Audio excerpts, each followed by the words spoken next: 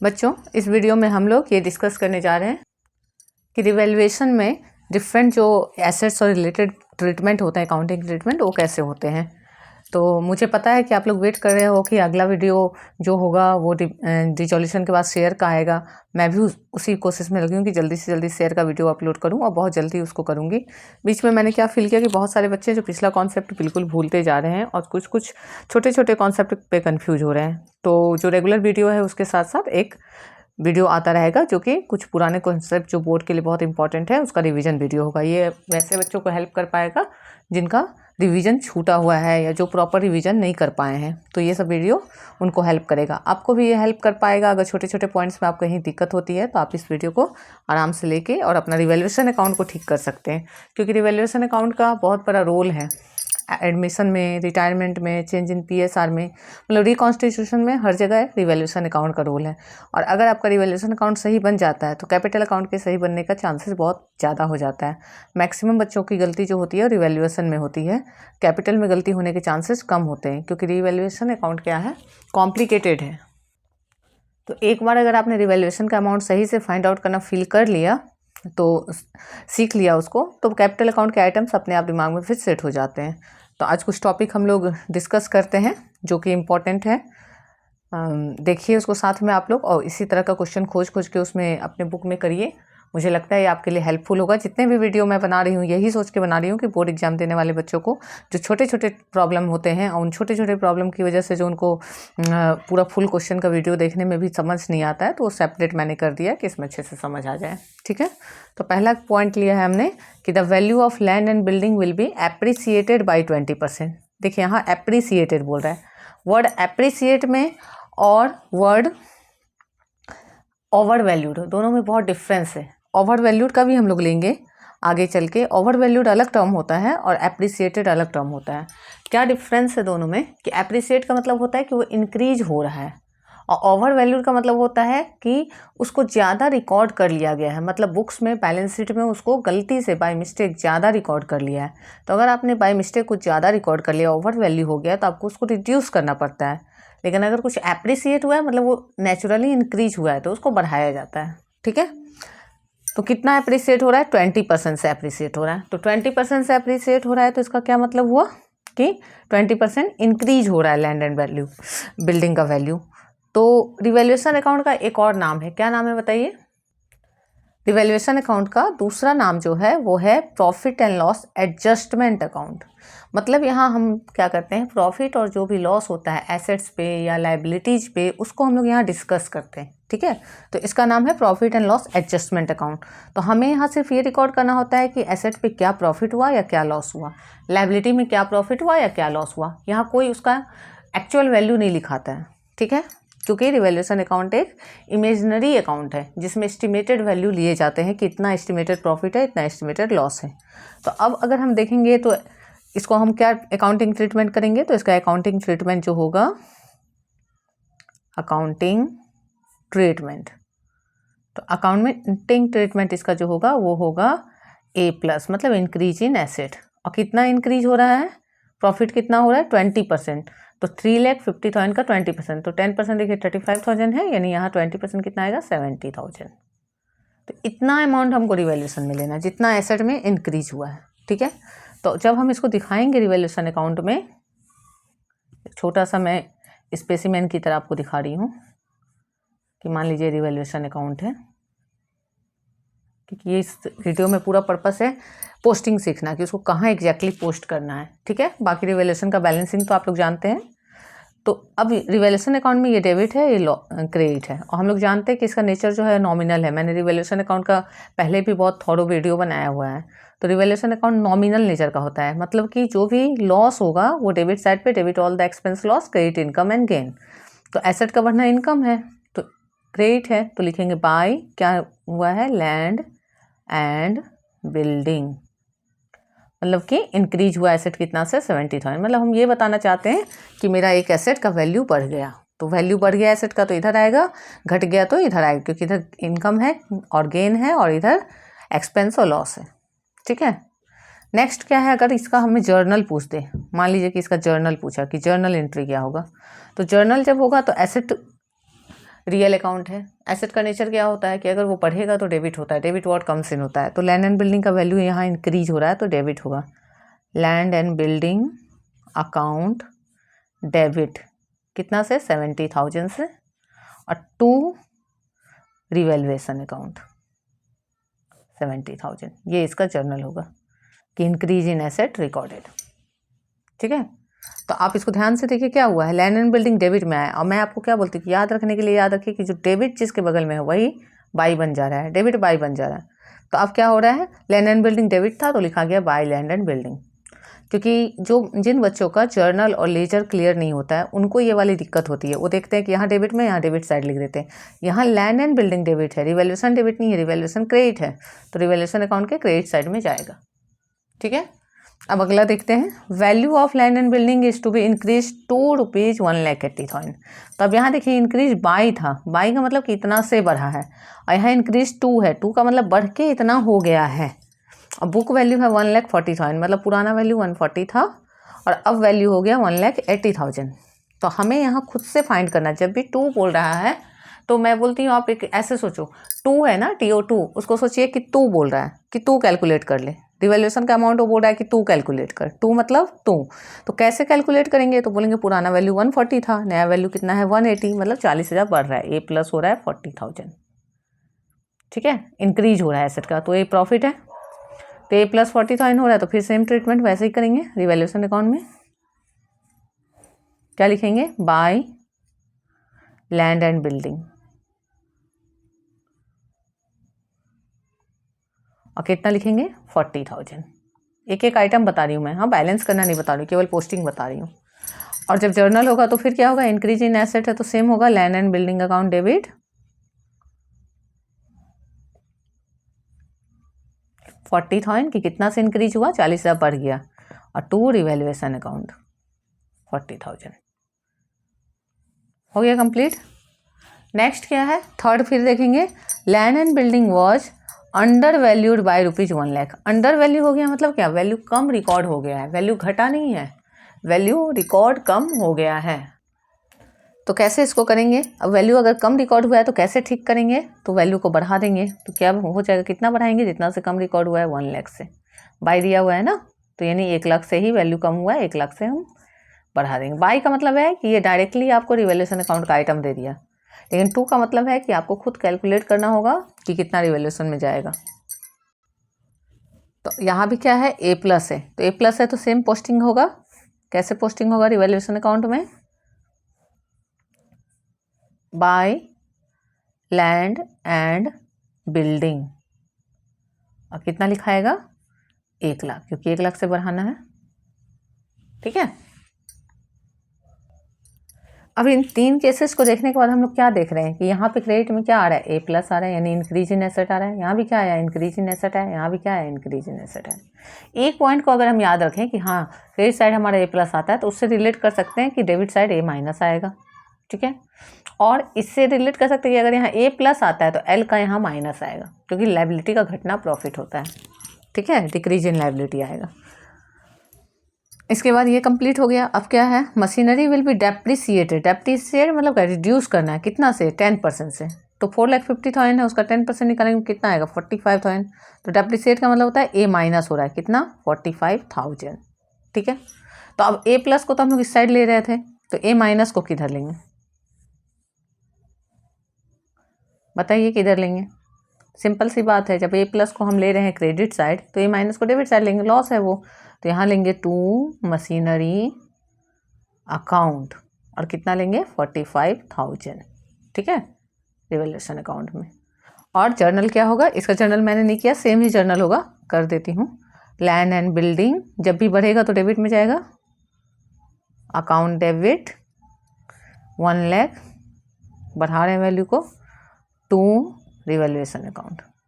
तो जब वैल्यू बढ़ा रहे हैं तब लैंड एंड बिल्डिंग हमारा डेबिट हुआ, यानी एसेट डेबिट हुआ। अब यहाँ वैल्यू घट रहा है तो एसेट क्या होगा, क्रेडिट होगा, और लॉस के केस में रिवैल्यूएशन अकाउंट डेबिट हो जाएगा। तो revaluation account debit to machinery की, एक मशीनरी का वैल्यू घट गया। ठीक है, कितना 45,000। तो ये इसका जर्नल, मैं दोनों चीज़ साथ साथ बता रही हूँ, एक साइड आपको जर्नल बता रही हूँ और एक साइड उसका लेजर का पोस्टिंग बता रही हूँ। क्योंकि कई बार क्या होता है, बच्चों को जर्नल आता है तो लेजर नहीं आता है, लेजर आता है जर्नल नहीं आता है, या दोनों में ही उल्टा कर देते हैं। मतलब उनको जानकारी है, 60% ऐसे बच्चे हैं जिनको रिवैल्यूएशन अकाउंट की जानकारी है, मगर वो एग्जाम में केवल रिवर्स कर देते हैं, करना है डेबिट में कर देते हैं क्रेडिट में। तो इसलिए मैं इस तरह से कंपैरेटिव स्टडी कर रही हूँ कि एक तो एक जैसा सिमिलर पॉइंट लिया है और जर्नल और लेजर दोनों को डिफरेंस बता रही हूँ। इसको अच्छे से देख लीजिएगा ध्यान से, तो आपका क्लियर हो जाएगा कि जब भी लैंड एंड बिल्डिंग डेबिट में आ रहा है तो वो डेबिट यहाँ जाके बाई बन रहा है और क्रेडिट साइड हो रहा है बाई लैंड एंड बिल्डिंग। ठीक है, नेक्स्ट पॉइंट क्या है, plant and machinery to be reduced by 20,000। By बोल दिया मतलब क्या, रिवैल्यूएशन का आइटम दे दिया, बाई मतलब डायरेक्ट रिवैल्यूएशन का आइटम दे दिया, रिड्यूस मतलब माइनस हो रहा है। तो यहाँ भी क्या हो रहा है, ए माइनस, एसेट माइनस हो रहा है कितना से, 20,000 से। तो एसेट का माइनस होना मतलब क्या, लॉस है रिवैल्यूएशन के लिए, बिजनेस के लिए एक लॉस है। तो रिवैल्यूएशन अकाउंट में अगर लॉस है तो किस साइड जाएगा, debit all the expense and loss.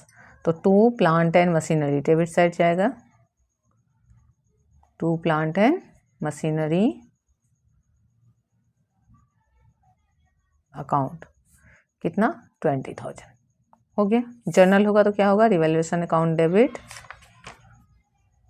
To plant and machinery account कितना हो जाएगा, 20,000 20,000। ठीक है, क्लियर है, सिमिलर पॉइंट था, ऊपर का 3 पॉइंट, इधर का 2 पॉइंट, सब एक दूसरे से मिलता जुलता पॉइंट है। अब है मशीनरी इज डेप्रिसिएटेड, डेप्रिसिएटेड मतलब क्या, माइनस हो रहा है, बाय मतलब रिवैल्यूएशन का आइटम दिया है। ठीक है, 18,000 से। Land and building is to be appreciate, sorry ये भी डेप्रिसिएटेड, मतलब ए भी ए माइनस हो रहा है और कितना से, बाय ये भी है इन रिवैल्यूएशन। तो 2 आइटम दे दिया रिवैल्यूएशन का यहाँ। तो हम लोग क्या करेंगे, ऐसे करके फिर से रिवैल्यूएशन अकाउंट का एक स्पेसिमेन बनाएंगे।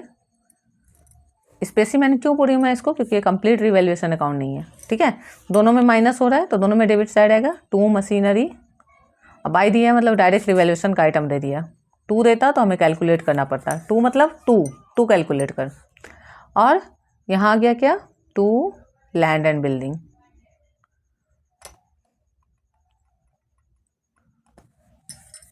तो यहाँ कितना डेप्रिसिएट हुआ, 54,000।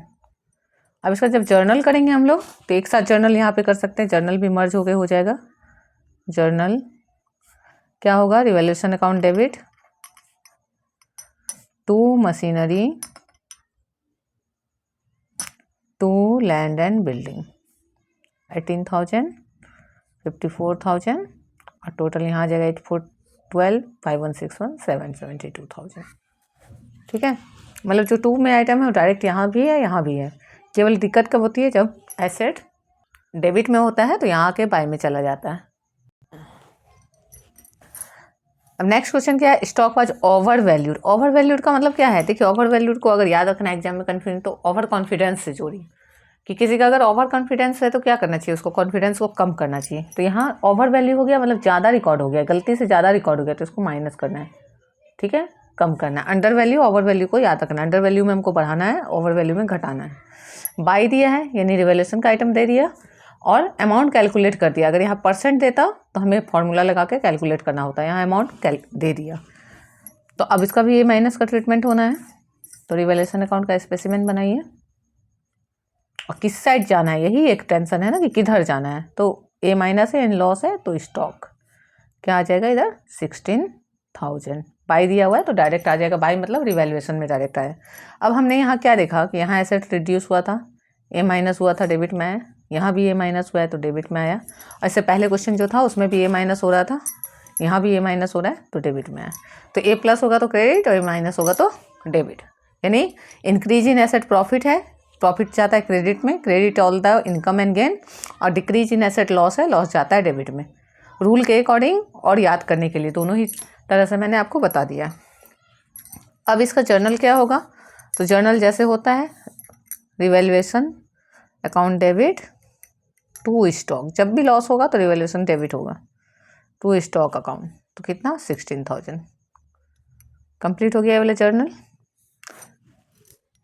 ठीक है, नेक्स्ट क्या है, machinery was over valued. Over valued है मतलब हमें क्या करना होगा, ए माइनस करना होगा, ये तो फिक्स है, बाई 10%। अब यहाँ परसेंट दे दिया तो एक फॉर्मूला लगेगा, क्या फॉर्मूला लगेगा, रेट बाई 100 प्लस रेट। ये याद रखिएगा। ओवर वैल्यू के लिए फॉर्मूला लगता है रेट बाय 100 प्लस रेट, ठीक है। तो अब हमें पहले निकालना होगा कि ए माइनस कितना आएगा। तो हम लोग अमाउंट निकाल लेते हैं कि ए माइनस आएगा कितना। तो ए माइनस इक्वल आएगा आपका, अमाउंट क्या दिया हुआ है बुक वैल्यू 5,50,000 इंटू रेट क्या है 10 बाई 100 प्लस रेट यानी 110। 0 0 कैंसिल, 11 5 जब 55, तो आ जाएगा 50,000। ये अमाउंट मिल गया। तो ये फॉर्मूला याद रखिए कि ओवर वैल्यू में अकाउंटिंग ट्रीटमेंट ए माइनस और फॉर्मूला परसेंट के लिए रेट बाय 100 प्लस रेट। तो अब बना देंगे क्या, इसका रिवैल्यूएशन अकाउंट बना देंगे।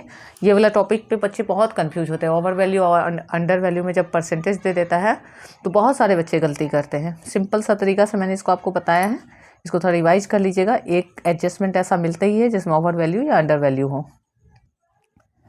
तो रिवैल्यूएशन करके और इसके बाद हम लोग क्या लिखेंगे, ए माइनस करना है तो क्या लिखेंगे, टू मशीनरी। और कितना लिखेंगे टू मशीनरी करके 50,000 जो आया है अमाउंट कैलकुलेट करके, हो गया। जर्नल करना होगा तो क्या होगा, revaluation account debit 50,000 to machinery की मशीन को 50,000 से कम किए। क्यों किए कम, क्योंकि ओवर वैल्यू हो गया था, ठीक है। अब क्या बोल रहा है furniture was under value. Under value का मतलब होता है हमारा कि ए प्लस करना है, बढ़ाना है। पहले भी किया हमने अंडर वैल्यू, लेकिन वहाँ परसेंट नहीं था। अब यहाँ इसका फॉर्मूला में क्या आ जाएगा, यहाँ आएगा रेट बाय 100 माइनस रेट, ठीक है। मतलब कि जितना परसेंट है उसको 100 से माइनस करके निकालेंगे। तो अब हम लोग यहाँ पहले निकाल लेते हैं कि ए प्लस कितना होगा। तो ए प्लस इक्वल होगा, क्या अमाउंट दिया हुआ है 3,20,000 इंटू रेट क्या है 20, 100 माइनस 20 क्या हो जाएगा 80। तो 0 0 कैंसिल, 2 1 जा 2 4 जा 4 8 जा 32। तो कितना आ गया 80,000। तो 80,000 से ए प्लस करना है तो रिवैल्यूएशन अकाउंट बनाएंगे और यहाँ पे लिखेंगे ए प्लस मतलब क्या, क्रेडिट साइड में जाएगा बाय फर्नीचर और कितना लिख देंगे 80,000, ठीक है। इतना करने के बाद मुझे लगता है एसेट और लायबिलिटी का केसेस आपसे इजीली बन जाएगा। फिर भी अगर कोई इशू होता हो किसी पॉइंट में तो आप ज़रूर मुझसे शेयर कीजिए, मैं उसके लिए भी कोशिश करूँगी बनाने का।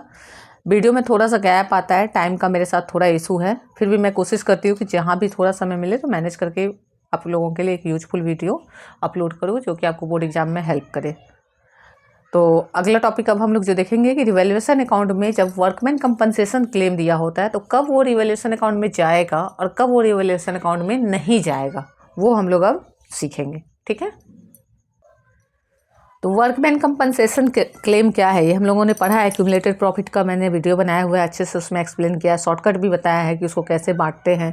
तो वर्कमैन कंपनसेशन क्लेम तब होता है जब किसी एम्प्लॉय को किसी तरह का कोई इंजरी हो, एक्सीडेंट हो या कैजुअलिटी हो तो क्लेम करता है अपने एम्प्लॉयर से कि उसको वर्कमैन कंपनसेशन चाहिए। तो एम्प्लॉयर पहले से वर्कमैन कंपनसेशन फंड कई बार बना के रखता है जिसको वर्कमैन कंपनसेशन रिजर्व भी बोलते हैं। तो अगर उसने वो क्लेम करने के लिए या एक्सपेक्टेशन में पहले से ही कोई रिजर्व बना के रखा है और क्लेम उस अकॉर्डेंस में आया कि जितना रिजर्व था उससे कम क्लेम आया, तब तो कोई दिक्कत ही नहीं है, फिर तो आराम से वो रिजर्व से क्लेम कंपनसेट हो जाता है और बचा हुआ पैसा पार्टनर्स होल्ड रेशो में ले लेते हैं। लेकिन कई बार क्या होता है कि क्लेम ज़्यादा हो जाता है रिजर्व से, तभी वो रिवैल्यूएशन में जाएगा। तो वर्कमैन कंपनसेशन रिवैल्यूएशन में कब जाएगा, जब WCC ज़्यादा हो जाएगा WCR से। तो WCC जब ज़्यादा होगा WCR से तब रिवैल्यूएशन अकाउंट में क्या जाएगा, तो रिवैल्यूएशन अकाउंट में जाएगा WCC माइनस WCR, जो अमाउंट बचेगा वो जाएगा रिवैल्यूएशन अकाउंट में, ठीक है। तो अब यहाँ से देखेंगे हम लोग क्या देख रहे हैं कि यहाँ वर्कमैन कंपनसेशन फंड 1 लाख है और लायबिलिटी जो वर्कमैन कंपनसेशन क्लेम का है वो 50,000 है। तो यहाँ पे नहीं जाएगा ये रिवैल्यूएशन में। क्यों नहीं जाएगा, क्योंकि पूरा सफिशिएंट है, फंड में से 50,000 दे देगा, कंपनसेशन के लिए अलग रख देगा, to provision for workman compensation claim, और जो बाकी बचेंगे उसको पार्टनर्स A और B 7:3 में बांट लेंगे। तो ऐसे केस में रिवैल्यूएशन में ये नहीं जाएगा। इसका एक जर्नल बता देती हूँ मैं, सिंपल है, पहले भी मैंने कराया है लेकिन कई बच्चों को दिक्कत होती है। अभी भी मैंने देखा कि प्री बोर्ड में भी बहुत सारे बच्चे गलत कर रहे हैं वर्कमैन कंपनसेशन का जर्नल भी। तो वर्कमैन कंपनसेशन फंड 1 लाख लिखाएगा, जो प्रोविजन करना है पहले वो अलग रखना है। पार्टनर्स को अपने लेने से पहले ये देखना है कि कोई एक्सटर्नल लायबिलिटी है क्या, तो प्रोविजन फॉर WCC करके 50,000 निकाल देंगे पार्टनर। तो 1 लाख से 50,000 निकल गया। अब जो 50,000 बचा उसको AB 7:3 में ले लेंगे। तो to A's capital account to B's capital account, ठीक है। अब इस 50,000 को 7:3 में बांटना है, तो 50,000 इंटू 7/10 और 3/10 ये हो जाएगा दोनों के लिए। तो 10 से 0 गया, 7 5 35,000 और ये हो जाएगा 5 3 15,000। इस तरह से डिवीजन होगा। ठीक है, तो ये प्रोविजन वाला पार्ट जरूर करना है, कई बार बच्चे इसको भूल जाते हैं। तो इसको प्रोविजन निकाल के रखना है, तभी पार्टनर्स को बांटना है। लेकिन इसमें रिवैल्यूएशन में ये नहीं जाएगा। क्यों नहीं जाएगा? क्योंकि जो एम्प्लॉयर ने फॉर्म ने जो फंड बनाया था, रिजर्व बनाया था, वो सफिशिएंट था, जरूरत ही नहीं पड़ी एक्स्ट्रा लेने की रिवैल्यूएशन से। रिवैल्यूएशन में तब जाता है जब एक नया लायबिलिटी रेज ऑफ हो, मतलब रिजर्व था ही नहीं और कम क्लेम आ गया या रिजर्व कम पड़ गया। तब यहाँ वर्कमैन कंपनसेशन रिजर्व कितना 1,50,000 है और लायबिलिटी कितना 1,70,000 है। अब यहाँ देखिए क्या हुआ, यहाँ हो गया WCC ग्रेटर देन WCR, ज़्यादा हो गया। तो ज़्यादा हो गया, तब रिवैल्यूएशन अकाउंट में क्या जाएगा? तो रिवैल्यूएशन अकाउंट में जाएगा WCC माइनस WCR। तो कितना होगा बताइए? ₹20,000, 20,000 अब रिवैल्यूएशन में जाएगा। तो ये जो 20,000 रिवैल्यूएशन में जाएगा, एक लायबिलिटी बढ़ा ना, एक L+ हुआ, एक लॉस हुआ बिजनेस के लिए कि अरे 1,50 का तो किए ही थे रिजर्व और लायबिलिटी तो 1,70 का आ गया और 20,000 का लॉस होगा। ठीक है, तो और 20,000 का लॉस होगा, यानी ये बिजनेस में क्या होगा? रिवैल्यूएशन अकाउंट में रिकॉर्ड होगा लॉस के साइड। तो डेबिट ऑल द लॉसेस, तो 2 लिखाएगा provision for WCC workman compensation claim 20,000। ये 20,000 रिवैल्यूएशन में जाएगा। ठीक है, और जब इसका जर्नल बनेगा तो जर्नल कैसे बनेगा? तो क्या होगा कि WCR से 70,000 जाएगा, WCR डेबिट होगा 1,50,000। ठीक है, रिवैल्यूएशन को डेबिट किया जाएगा 20,000 और तब प्रोविजन क्रिएट होगा, टू प्रोविजन फॉर WCC 1,70। मतलब बिजनेस क्या बोल रही है कि 1,70 का क्लेम के लिए हम 1,50,000 का रिजर्व यूज किया और 20,000 रिवैल्यूएशन से मैनेज किए। ठीक है, नेक्स्ट पॉइंट क्या है? WCR 50,000 है और लायबिलिटी 20,000 है। ठीक है, तो वैसे ही कैसे 1,50,000 वाला आप आराम से कर लेंगे कि 50,000 तो ज़्यादा है, तो आराम से क्या दिलाएगा? WCR से 50,000 दिला जाएगा और लायबिलिटी के लिए प्रोविजन हो जाएगा 20,000 और जो 30,000 बचेगा वो पार्टनर्स में बच जाएगा ओल्ड रेशियो में। ठीक है, बना के इसको देख लीजिएगा आप लोग। नेक्स्ट क्या है? फिर WCR 55,000 है और ओल्ड रेशियो है 3:1 और लायबिलिटी क्या है WCC का 60,000। तो अब यहाँ फिर देखिए, यहाँ पे क्या हो गया हमारा? WCC जो है वो 60,000 है और WCR 55,000 है, तो क्लेम बड़ा हो गया है रिजर्व से। तो अब रिवैल्यूएशन में जाने की बारी आई, कितना जाएगा? तो WCC माइनस WCR होगा, तो WCC माइनस WCR तो कितना जाएगा? तो 5,000 रिवैल्यूएशन में जाएगा। तो ये 5,000 क्या है? लॉस है, L+ है। तो लॉस को हमने कैसे यहाँ दिखाया? तो ऐसे ही दिखाएंगे, रिवैल्यूएशन अकाउंट का टेबल बनाएंगे और 2 करके लिखेंगे प्रोविजन फॉर WCC और कितना लिखेंगे? 5,000। ठीक है, अगर इसका जर्नल भी हमें करना पड़ता तो कैसे करते? सेम इस पैटर्न में WCR लिख देते 55, रिवैल्यूएशन लिख देते 5 और 2 provision for WCC। Same journal यहाँ पे आ जाएगा। ठीक है, नेक्स्ट क्या है? WCR बैलेंस शीट में नील है ही नहीं, कुछ जीरो है और लायबिलिटी आ गया WCC 40,000। तो अब यहाँ भी तो वही हुआ ना कि WCR 0 है। मान लीजिए WCR हमारा 0 है, WCC ग्रेटर हो गया ना WCR से, क्योंकि WCR 0 है और WCC 40,000 है, तो दोनों का माइनस करेंगे तो क्या आएगा? 40,000 आएगा। तो ये L+ है, सेम पैटर्न में करेंगे। ठीक है, तो ये भी एक लॉस है, तो लॉस है तो फिर यहाँ पे आएगा टू प्रोविजन फॉर WCC और कितना आ जाएगा? 40,000। क्यों आए? क्योंकि यहाँ भी रिजर्व 0 था और क्लेम बड़ा था रिजर्व से। जब भी क्लेम बड़ा होगा रिजर्व से तभी रिवैल्यूएशन अकाउंट में आएगा। ठीक है, और जर्नल क्या हो जाएगा? Relation to provision for WCC। तो इस तरह से वर्कमैन कंपनसेशन रिजर्व के मैंने पॉइंट्स लिए हैं। ठीक है, रिवैल्यूएशन अकाउंट का डाउट क्लियर करने का मैंने कोशिश किया है इस वीडियो में, क्योंकि आपको पहले मैंने एसेट और लायबिलिटी का किया, अब वर्कमैन कंपनसेशन क्लेम का किया। और एक और इम्पॉर्टेंट टॉपिक है, हो सकता है आपके दिमाग में आ रहा हो, कि प्रोविजन फॉर बैड डेट, वो डिस्टर्ब करता है रिवैल्यूएशन में। तो चलिए उसको थोड़ा सा डिस्कस कर लेते हैं। यहाँ मैंने प्रोविजन फॉर डाउटफुल डेट के सारे केसेस ले लिए जो रिवैल्यूएशन में हो सकते हैं, ठीक है। तो डेटर्स को अज्यूम कर लिया 50,000 और प्रोविजन 2,000, ठीक है। तो डेटर्स आ गया हमारा 48,000। ये मैंने एक एक्स्ट्रेट ले लिया बैलेंस शीट के एसेट साइड का। अब केस अलग अलग लिए हैं। पहला केस है कि बैड डेट अमाउंटेड टू 3,000, ठीक है। 3,000 बैड डेट हुआ, तो ये पहला कंडीशन है। इसके लिए 2 जर्नल होगा, ठीक है। 2 जर्नल इसके लिए होगा, ए एंड बी मान लीजिए इसका जर्नल होगा, और ये दूसरा प्रोविजन के लिए सी नंबर जर्नल होगा, ठीक है। तो अब हमें देखना है 3 जर्नल होंगे इसमें। तो सबसे पहले हमें क्या देखना है कि जब भी बैड डेट हुआ यानी बिजनेस को लॉस हुआ, तो लॉस हुआ तो सबसे पहले बिजनेस रिकॉर्ड करेगी कि लॉस हो गया। तो बिजनेस बोलेगी bad debts account debit, bad debt हो गया और क्या लॉस हो गया भाई, तो डेटर्स पे लॉस हो गया। डेटर्स अकाउंट कितना लॉस हो गया, 3,000। तो पहला रिकॉर्ड हो गया कि 3,000 का लॉस हो गया, ठीक है। एक नंबर जर्नल बन गया ए नंबर। बी नंबर जर्नल में क्या होगा कि एक लॉस हुआ बिजनेस को, तो बिजनेस ने इस लॉस के लिए पहले से क्या तैयारी किया था। तो बिजनेस बोलेगा कि हमने प्रोविजन किया था, प्रोविजन फॉर डाउटफुल डेट था। कितने का था, तो 2,000 का था। तो बोलेगा 2,000 हम वहाँ से मेकअप कर लेंगे, ठीक है।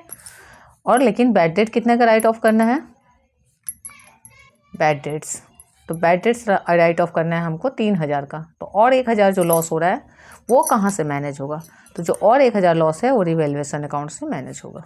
क्योंकि जैसे वर्कमैन कंपनसेशन रिजर्व में कम होता है तो रिवैल्यूएशन से मैनेज करते हैं, वैसे ही प्रोविजन के लिए भी रिवैल्यूएशन से मैनेज करेंगे 1,000 का लॉस, ठीक है। तो यहाँ नरेशन हो जाएगा डेटर्स रिटर्न ऑफ और यहाँ हो जाएगा bad debt return of. 2 journal हो गया, ए बी बन गया।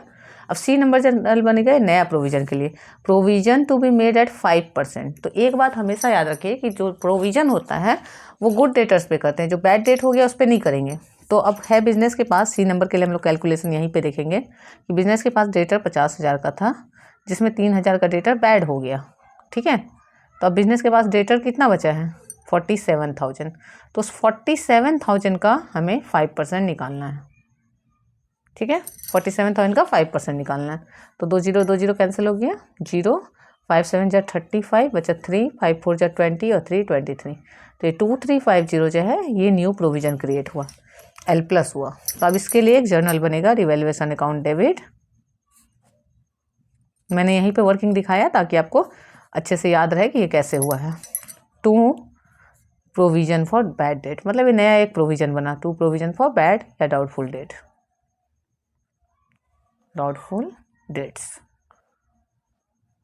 कितना 2350। ये 3 जर्नल के सेट में ये कंप्लीट हुआ टॉपिक, ठीक है। तो अब जब हम रिवैल्यूएशन अकाउंट बनाएंगे तो देखिए रिवैल्यूएशन अकाउंट में क्या क्या आइटम आएगा। एक ये वाला आएगा रिवैल्यूएशन का 1,000, ठीक है। ये रिवैल्यूएशन का 1,000 आएगा रिवैल्यूएशन अकाउंट में, और एक ये वाला रिवैल्यूएशन का अमाउंट आएगा 2350। 2 अमाउंट आएगा। तो जब हम यहाँ बनाएंगे रिवैल्यूएशन अकाउंट, ठीक है, और एक फॉर्मेट बनाएंगे रिवैल्यूएशन अकाउंट का, तो ये लॉस है, दोनों ही लॉस है, ठीक है, दोनों लॉस है। तो एक लॉस क्या है, बैड डेट्स, तो लिखा आएगा 2 बैड डेट्स कि बैड डेट हमको मेकअप करना पड़ा रिवैल्यूएशन अकाउंट से कितना 1,000। फिर आएगा कि एक नया लॉस का भी चांस है, उसके लिए प्रोविजन किया है हमने, प्रोविजन फॉर डाउटफुल डेट्स। तो कितना प्रोविजन किया है 2350। तो इस तरह से ये आएगा। बहुत इंपॉर्टेंट टॉपिक है बोर्ड एग्जाम के पर्पज़ से, आप इसको ज़रूर अच्छे से रिवाइज कर लीजिए। तो अब अगला केस क्या है, बैड डेट्स ₹1,000, 1,000 रुपये का बैड डेट हुआ है। इसी सेम कंडीशन पे लेके चल रहे हैं हम लोग, ठीक है। ये जो है ये हमारा बेसिक है और केस अलग अलग है। तो बैड डेट बोल रहा है कितने का हुआ है 1,000, और प्रोविजन कितने का है 2,000 का, और नया प्रोविजन कितना क्रिएट करना है 5% क्रिएट करना है। तो पहला सेंटेंस के लिए और बी 2 जर्नल होगा हमारा, और दूसरा के लिए सी नंबर जर्नल होगा। तो ए नंबर जर्नल में क्या करेंगे, सबसे पहले हम रिकॉर्ड करेंगे बैड डेट हो गया, लॉस 1 हो गया, तो उसकी वजह से क्या इफेक्ट पड़ा, डेटर सब कम हो गया। तो bad debts account debit to debtors करेंगे कि कितना का डेटर घट गया बिजनेस से 1,000 का 1,000, ठीक है। डेटर्स रिटर्न ऑफ हो जाएगा। बी नंबर में लिखेंगे कि ये जो बैड डेट हुआ इसके लिए मेरे पास प्रोविजन था, ये लिखेंगे हम लोग, ठीक है। तो क्या लिखेंगे, लिखेंगे यहाँ पे provision for doubtful date debit, 1000 वहीं से ले लिया हमने प्रोविजन से, और 2 बैड डेट, कि बैड डेट को हमने कहाँ से राइट ऑफ किया, प्रोविजन से किया, हमें रिवैल्यूएशन का हेल्प नहीं लेना पड़ा यहाँ। ठीक है, बी नंबर में ए और बी दोनों में से किसी में रिवैल्यूएशन नहीं लेना पड़ा। अब सी नंबर जब वर्किंग होगा तो सी नंबर के लिए सबसे पहले हम देखेंगे कि डेटर पहले फॉर्म के पास 50,000 था। ठीक है, 50,000 में से 1,000 डेटर घट गया, यहाँ हमने 1,000 डेटर रिड्यूस कर दिया, तो बचा कितना डेटर, 49,000। उस 49,000 का बोल रहा है कितना निकालना है, 5%, तो इसका 5% निकालिए। ठीक है, 2 जीरो चला गया तो आएगा 0, 5 9 जा 45, 4 5 4 जा 20, 2450, इतना होना चाहिए। इंक्रीज बाय नहीं बोल रहा है, इंक्रीज ऐड बोल रहा है, मतलब न्यू बैलेंस शीट में इतना जाना चाहिए, न्यू बैलेंस शीट में 2450। ठीक है, तो हम देख रहे हैं कि बिजनेस के पास जो प्रोविजन था, ओल्ड प्रोविजन जो था वो कितने का था, प्रोविजन 2000 का था, प्रोविजन 2000 था बिजनेस के पास। उस 2000 में से 1000 खर्च हुआ बैड डेट को राइट ऑफ करने में, अभी भी बिजनेस के पास ओल्ड प्रोविजन 1000 बचा हुआ है। ठीक है, तो ओल्ड प्रोविजन 1000 है और न्यू प्रोविजन जो होना चाहिए वो है 2450। न्यू प्रोविजन जो न्यू बैलेंस शीट में जाएगा वो कितना है, 2450। ठीक है, तो अब ये क्या हो रहा है, कितना इंक्रीज हो रहा है, लाइबिलिटी कितना से बढ़ रहा है, तो एल प्लस कितना हो रहा है, 1450। ये बहुत इंपॉर्टेंट पॉइंट है, यही वाले बच्चे गलती करते हैं। याद रखें कि मेरा पुराना प्रोविजन का कुछ पैसा बचा हुआ है, तो पुराना प्रोविजन का मेरा 1000 अभी भी बचा हुआ है हमारे पास, और नया प्रोविजन बिजनेस बोल रहा है 5% करने, तो हमने निकाला 5%, लेकिन बोला अरे 1000 तो पहले से, अभी केवल 1450 और प्रोविजन करो तो अपने आप वो 2450 हो जाएगा। ठीक है, तो अब जब रिवैल्यूएशन अकाउंट में ट्रांजैक्शन जाएगा तो इंक्रीज कितना से लायबिलिटी करना है, 1450 से, तो क्या जर्नल बनेगा, जर्नल बनेगा, ये इसका वर्किंग नोट हो गया, जर्नल बनेगा रिवैल्यूएशन अकाउंट डेबिट टू, क्योंकि लॉस है तो provision for doubtful date, amount कितना लिखाएगा, 1450। ठीक है, यहाँ भी 1450। जब इसको रिवैल्यूएशन अकाउंट में दिखाना होगा हमें तो कैसे दिखाएंगे, तो लॉस को किधर दिखाते हैं, डेबिट साइड में दिखाते हैं, तो डेबिट साइड में क्या दिखाएंगे, to provision for doubtful debt, कितना दिखाएंगे हम लोग, 1450। ठीक है, तो ये सब इंपॉर्टेंट पॉइंट है। कभी कभी क्या होता है एग्जाम में कि एडमिशन का या रिटायरमेंट का एकदम सिंपल क्वेश्चन है और बस एक पॉइंट ये डाउटफुल डेट वाला डाल दिया, अब बच्चों का क्या होता है, रिवैल्यूएशन गलत हो जाता है, कैपिटल गलत हो जाता है, बैलेंस शीट गलत हो जाता है। ठीक है, तो इसको अच्छे से रिवाइज कर लेंगे तो बहुत बढ़िया से आपका हो जाएगा। अगला केस क्या है कि बैड डेट कितना है, तो बैड डेट है 2000, तो फिर यहाँ ए और बी 2 जर्नल होगा, 2000 बैड डेट है और सी नंबर जर्नल होगा प्रोविजन के लिए। ठीक है, तो ए नंबर जर्नल सब में सेम है, देखिए क्या होगा ए नंबर जर्नल, बोलिए बैड डेट्स अकाउंट डेबिट, हमें क्यों नहीं याद होता है, क्योंकि हम लोग एक टाइप का एक ही क्वेश्चन करते हैं, हमें याद नहीं होता है, लेकिन अगर आप एक ही टाइप का बार बार कर रहे हैं केस, हर एक में देख रहे हैं कि पहला जर्नल जो bad debts account debit 2 debtors account हो रहा है, तो 2-3 केस देखते देखते यूं ही याद हो जाता है कि अच्छा पहला जर्नल जो होगा वो होगा bad debts account debit 2 debtors account, debtors return of.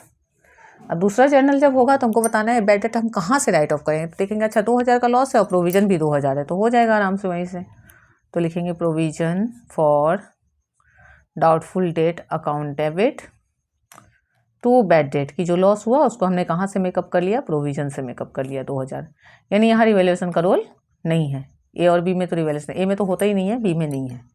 अब सी नंबर की बारी आएगी तो बोलता है न्यू प्रोविजन 5% करना है, तो अब हमको निकालना है कि डेटर बचा कितना है, तो डेटर्स था पहले 50,000, उसमें से बैड हो गया 2000, तो बचा कितना 48,000। इस 48,000 का हमें क्या करना है, 5% निकालना है।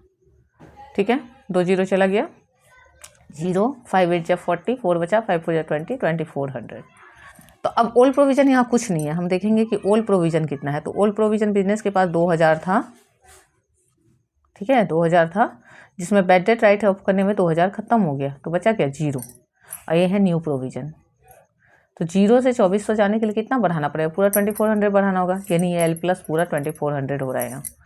तो यहाँ जो थर्ड जर्नल बनेगा, ये तो वर्किंग नोट है हमारा, तो सी नंबर जर्नल क्या बनेगा, तो revaluation account debit to provision for doubtful debt account. ठीक है, और क्या लिखा जाएगा 2400। ठीक है, अब क्या है आगे, इसको हमको रिवैल्यूएशन अकाउंट में दिखाना है, तो किधर दिखाएंगे, तो डेबिट साइड में दिखाएंगे। रिवैल्यूएशन अकाउंट में क्या दिखाएंगे, to provision for doubtful debt और 2400 दिखा देंगे। हो गया कंप्लीट। केस 4 क्या बोल रहा है कि debtors return of 5000, 5000 data right of करना है। तो 5000 राइट ऑफ करना है तो प्रोविजन कितना था हमारे पास, 2000, यानी कि ज़्यादा राइट ऑफ करना है। तो जब ज़्यादा राइट ऑफ करना होगा तो किसका हेल्प लेते हैं हम लोग, रिवैल्यूएशन का। तो कब, बी नंबर जर्नल में। इसका ए और बी 2 जर्नल होगा, तो ए तो फिक्स है। क्या होगा a number journal, bad debts account debit, जितना बैड डेट हुआ है,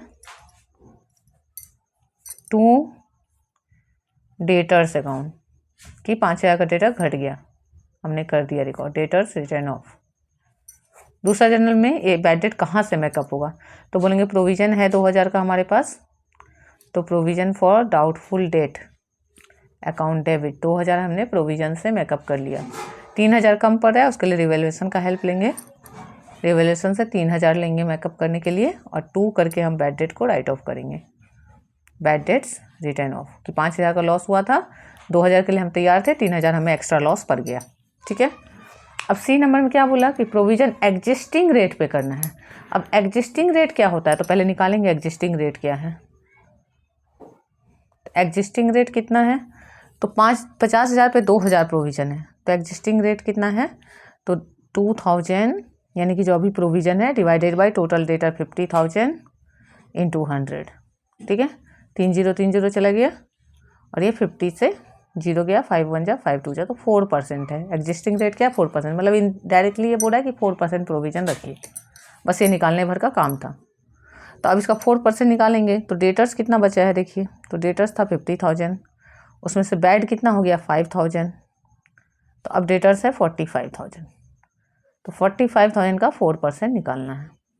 तो 2 0 चला गया, अब 0, 4 5 जा 20, ठीक है, 4 5 जा 20 आ गया, तो बच गया 2, 4 4 जा 16 2 18, 1800। अब पुराना तो कुछ है नहीं प्रोविजन, यानी पूरा इतना एल प्लस में जाएगा।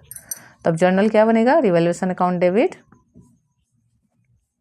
To provision for doubtful debt account, कितना 1800, 1800।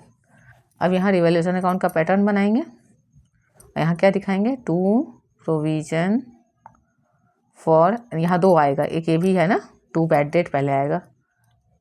हमेशा देख लेंगे कि सेकेंड जर्नल में भी यूज पड़ा था हमको रिवैल्यूएशन का, तो पहले वो आएगा 3000 ये वाला, और तब फिर दूसरा वाला रिवैल्यूएशन आएगा जो अभी हमने किया, to provision for doubtful debt, कितना है 1800। मतलब कि पहला जर्नल में रिवैल्यूएशन आने का चांस ही नहीं है, दूसरा में आ सकता है, कब आएगा, जब प्रोविजन कम पड़ जाएगा बैड डेट से, और तीसरा में अगर इंक्रीज हो रहा है प्रोविजन तो आएगा, डिक्रीज होगा तो नहीं आएगा, डिक्रीज होगा तो लॉस हो जाएगा, जैसे इधर 2 प्रोविजन आ रहा है तो इधर बाय प्रोविजन जाएगा। ठीक है, ये लास्ट केस है हमारा रिवैल्यूएशन अकाउंट का। तो अब इसको देखेंगे कि क्या बोला, डेटर्स रिटर्न ऑफ 500, तो इसके लिए 2 जर्नल होगा, ए और बी, और सी नंबर होगा इसके लिए। तो ए नंबर जर्नल क्या करेंगे बताइए, अब तो याद हो गया होगा आप लोग को, बैड डेट्स अकाउंट डेबिट, कि बैड डेट हो गया, लॉस हो गया, क्या घटा, डेटर घटा 500, 500, डेटर्स रिटर्न ऑफ। नरेशन में से बोल दे रही हूँ, लिख नहीं रही हूँ, हाँ, कि वीडियो ज़्यादा लंबा ना हो, आपका समय कम समय में, ठीक है। वीडियो 30-40 मिनट जा रहा है, लेकिन 30-40 मिनट में हमने 3 टाइप के टॉपिक कवर किए हैं, तो आप अच्छे से अगर 2-3 बार इस वीडियो को देख लोगे तो बढ़िया से रिवीजन हो जाएगा। उसके बाद बैड डेट्स टू डेटर्स हो गया, उसके बाद दूसरा वाला में हमें क्या करना है कि इस बैड डेट को राइट ऑफ करना है। कहाँ से राइट ऑफ होगा, तो प्रोविजन है हमारे पास 2000 का, तो प्रोविजन फॉर डाउटफुल डेट 2000 का तो जरूरत नहीं है, कितना चाहिए राइट ऑफ करने के लिए, हमें सिर्फ चाहिए 500, तो 500 उसमें से निकलेगा और बैड डेट राइट ऑफ होगा, नरेशन हो जाएगा बैड डेट्स रिटर्न ऑफ। ठीक है, अब सी नंबर जर्नल जब होना है तो हम देखेंगे कि डेटर्स कितना बचा है, तो डेटर्स था फॉर्म के पास 50,000, उस 50,000 में से 500 राइट ऑफ हो गया, तो बचा कितना 49,500। उस 49,500 का बोलता है 2% निकालिए, तो 2% निकालने वाले 2 0 माइनस, तो बचा कितना 2 5 जा 10, कैरी 1 हुआ, 2 9 जा 18, 119, कैरी 1, 2 4 जा 8 1 9, 990 करना है प्रोविजन। और हम देखेंगे कि ओल्ड प्रोविजन था कितना, तो ओल्ड प्रोविजन था फॉर्म के पास 2000, उसमें से 500 खर्च हो गया, तो बचा कितना 1500, तो ओल्ड प्रोविजन है 1500, और न्यू प्रोविज़न है 990। तो अब बताइए यहाँ प्रोविज़न घट रहा है ना, कंपैरिजन करते हैं, यहाँ लिखते हैं न्यू प्रोविज़न। ये बहुत इंपॉर्टेंट टॉपिक है ये वाला, एक ये और एक इससे पहले जो घटने वाला कहा था दोनों को, कि एक में जिसमें प्रोविज़न बढ़ रहा है और एक में प्रोविज़न घट रहा है। तो न्यू प्रोविज़न जो है वो कितना है 990।